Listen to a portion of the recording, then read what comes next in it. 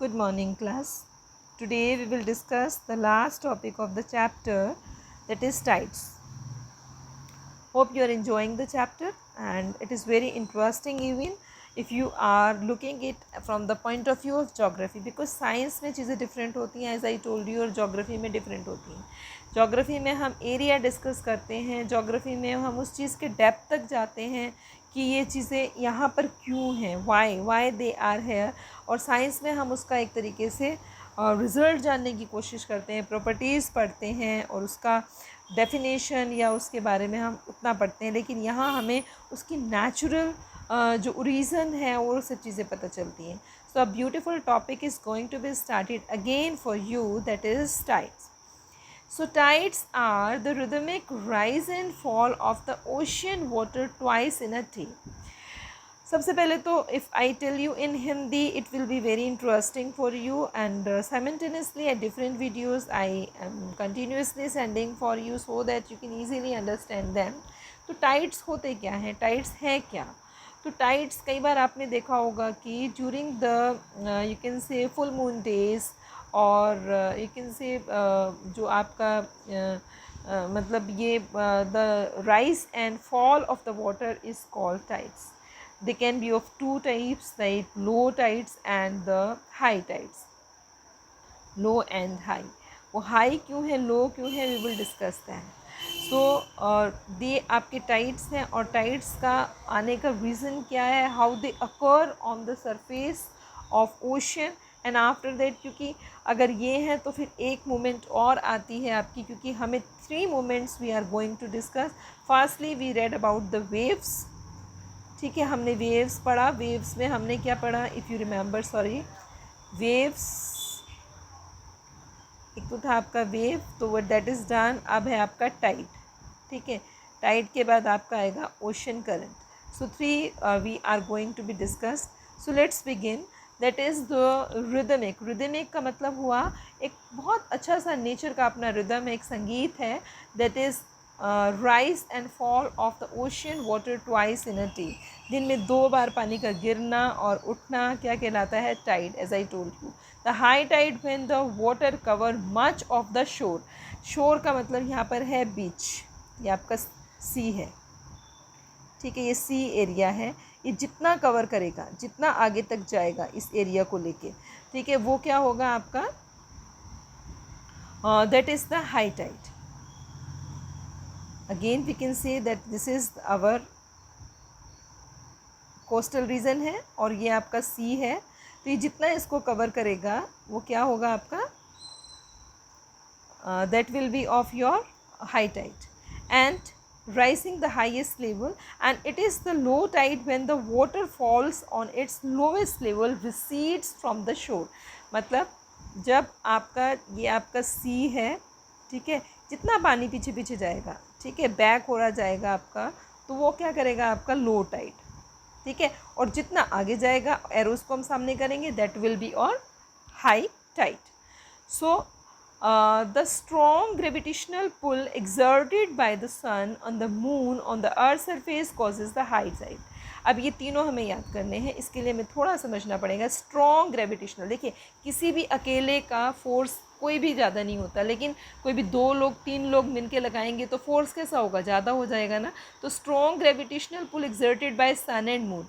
सन और मून, ये सन है, ये मून है, दोनों मिलकर क्या करते हैं, अर्थ की तरफ से, मतलब ये सामने है तो आप फोर्स लगा रहे हैं तो क्या होगा, इनकी तरफ अट्रैक्शन बढ़ेगा, पानी जाएगा. ठीक है. So the water of the earth closer to the moon gets pull under the influence of moons and gravitational force cause high tides. During the full moon days, new moon days, the sun and the moon and the earth are in the same line. ठीक है, उस time पर क्या होता है, एक ही line में होते हैं, तीनों एक ही लाइन में हैं.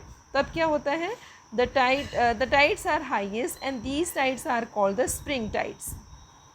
ठीक है, अब यहाँ पर भी 2 चीज़ें आ जाएंगी आपकी. एक आएगा आपका स्प्रिंग टाइड, दूसरा आएगा आपका नीप टाइड. ठीक है, first of high tides and low tides हुआ, अब आपका spring tide and neap tides है, उनका डायरेक्शन वो आपको डायरेक्शन में समझना है. So during the full moon days, यानी कि जब आपका पूर्णमासी होता है, ठीक है, सिंपल लैंग्वेज में समझेंगे. फुल मून कब होता है, मम्मा लोग फास्ट रखते हैं तो आपको पता होगा पूर्णमासी के दिन रखते हैं. तो during the full moon, the new moon days and the sun, the moon and the earth are in same line. Full moon पे क्या होता है आपका कि सन, अर्थ और ये आपका ये अर्थ है, ये मून है, ये सन है, एक ही लाइन में होंगे. ठीक है, तब क्या होगा, the tides, these tides are called the spring tide. तो इनको हम स्प्रिंग बोलेंगे. It's very simple, you can understand. And these tides are spring tides, but when the moon is in the first and last quarter and the ocean gets drowned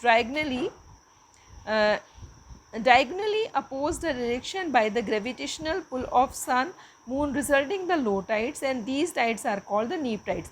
मतलब तब ये triangle बनाते हैं इस तरीके से, आप देख सकते हो ये वाला. ठीक है, ये नीप टाइड है, ये आपका स्प्रिंग टाइड है. So resulting the neap tide and high tides help in the navigation. अब आपका इनका यूजफुलनेस है, that is very important, you have to learn. Usefulness में क्या है, high tides help in navigation, they raise the water level close to the shore and help the ship river. अब देखिए, जब हाई टाइड्स होंगे, high tides का मतलब है पानी आगे की तरफ जा रहा है, शोर की तरफ कवर. हाई टाइड्स का मतलब यहाँ ऊंचा उठना नहीं है पानी का, हाई टाइड्स का मतलब है शोर की तरफ पानी को जाना है. तो क्या होगी, नेविगेशन में बहुत इजी होता है. नेविगेशन क्या होता है, नौका चलाना. जब इसमें शिप है, ठीक है, शिप या फिर आपका बोट हैं रिवर्स में, तो वो क्या है, वो आपका कोस्ट की तरफ जल्दी जल्दी पहुँचेंगे.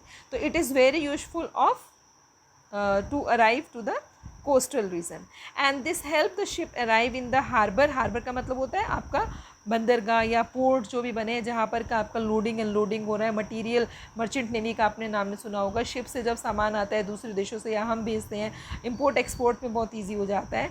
And high tides are help in fishing, many more fish come to the closer to the shore. और क्या होता है, जो लोग फ़िश कैचर्स हैं वो भी उनको ईजी हो जाता है, क्योंकि मछलियाँ जो हैं डीप सी से कॉर्नर की तरफ आनी शुरू हो जाती है. It is easy for them. तो ज़्यादातर लोग फुल मून डेज़ के टाइम पर ही शिप मतलब फ़िशिंग करने जाते हैं. ठीक है, and enables the fishermen to get the plenty of catches. Plenty of catch मतलब बहुत ज़्यादा मछलियाँ पकड़ते हैं. And the rise or fall the water due to the tides being used generate electricity some places.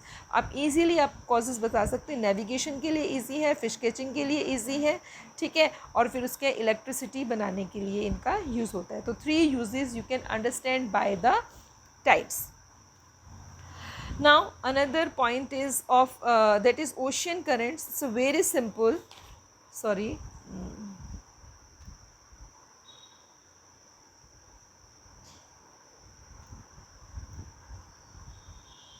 Ocean current आपका है, और ये बहुत छोटा सा टॉपिक है, इसमें कुछ नहीं है. ओशन करंट्स हमारे पास 2 टाइप्स के ही हैं.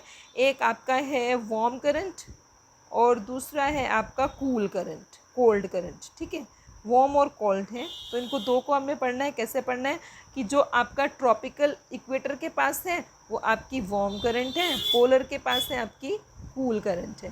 पोलर मतलब आपका ये अर्थ है. You can understand this diagram. यहाँ पर फ्लो करने वाला पानी कैसा होगा, गर्म ही होगा ना, तो वार्म है. और यहाँ पर करने वाला कैसा होगा, कूल होगा. ठीक है, तो यहाँ कोल्ड करंट है. अब इसको थोड़ा समझना है, that is very much easy.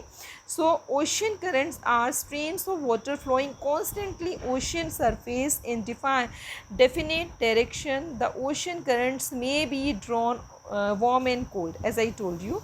Generally the warm ocean currents originate near equator. ठीक है, वार्म कहाँ पर जनरेट होंगी, इक्वेटर पर जनरेट होंगी. एंड मूव टुवर्ड्स द पोल. तो गर्म पानी हमेशा ठंडे की तरफ बहता है. ठीक है, आप जैसे गैस पे कोई पानी रखेंगे, बर्नर रखते हैं, तो ऐसा तो नहीं है कि पहले ऊपर से पानी गर्म होएगा, पहले नीचे से होता है. तो गर्म पानी ऊपर की तरफ जाता है, तब सारा पानी गर्म होता है. तो ये टेंडेंसी है कि it moves from to the polar region, and the cold currents carry the move towards the poles, and the cold currents carry the water to polar in the higher latitude and tropical in the lower latitude. तो आपका polar region से कहाँ आता है, latitudinal आपका tropical की तरफ आता है. And Labrador ocean current is cold current. यहाँ पर आपको टाइप्स भी दिए हैं. लेब्राडोर जो है वो आपकी कोल्ड करंट है, और आपका गल्फ स्ट्रीम जो है आपकी वार्म करंट है। तो दो आपके दिए हैं, आपका लेब्राडोर, फिर दूसरा आपका gulf stream. And the ocean currents influence the temperature of condition of the area. Warm currents bring the warm temperature over the land surface. अब देखिए, the continent which are on temperate zone like Europe and America, so here you can say from equator when the warm current flow and they reach towards the, अगर हम बात करते हैं इस reason की, sorry, अगर हम बात करें ये आपका अमेरिका है, ठीक है, ये आपका साउथ अमेरिका है, ये आपका यूरोपियन कंट्री है, ये अटलांटिक सी है। So this is equator when we know, sorry, this is equator, this is tropic of Capricorn Cancer and this is Capricorn. तो these area are on the low temperature. तो यहाँ से क्या होगा, यहाँ से करंट फ्लो करती है and they become the very good cause of here in America और इन यूके, यूएसए और यूके। यहाँ पर क्या करती हैं वो, अच्छा एक एटमॉस्फेयर प्रोवाइड करती हैं, मतलब एक उनको जीने के साधन मिलते हैं कि वहाँ ज़्यादा ठंडा नहीं होता। So warm currents bring a warm temperature over the surface, and these areas where the warm and cold current meet provide the best fishing ground. World seas like Japan and eastern coast of North America, such examples, areas where the warm current meet also experience foggy, मतलब वहाँ पर कोहरा पड़ता है, क्योंकि ठंडा, आप देखते हैं ना कभी कभी हमारे यहाँ बहुत बारिश हो जाने से और धूप निकलती है तो कितना फॉगी जैसा हो जाता है, तो it happens there, weather making difficult for navigation. तो ये इसके थोड़े लॉस हैं, और this map is important for you, you have to draw this.